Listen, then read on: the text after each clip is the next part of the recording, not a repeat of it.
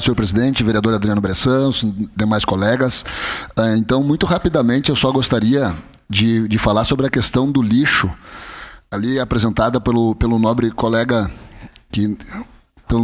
Scalco, vereador Scalco. Então, essa situação, na noite passada, ela foi considerada uma situação excepcional e ocorreu devido a um problema nas carretas e ao trancamento parcial da Rota do Sol causado pela adutora do Marrecas. Então, ela está parcialmente bloqueada ainda. Então, ressalta que o procedimento nunca é realizado, sendo que foi um caso atípico nessa madrugada. De ontem para cá.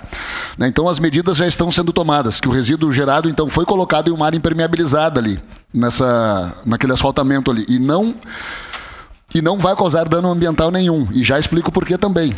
O transbordo desse resíduo ali, ele foi realizado dentro de um aterro, ele é um aterro devidamente preparado para receber esse tipo de material.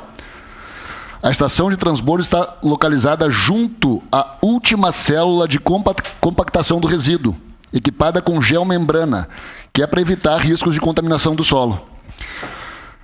A Rota do Sol ainda não está totalmente liberada, que é o que está causando, então, atraso nas operações, já que ocorrem diversas paralisações ali, muito frequentes nesse momento.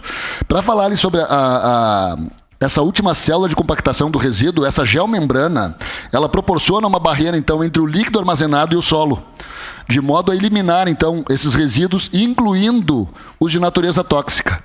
Era isso, senhor presidente.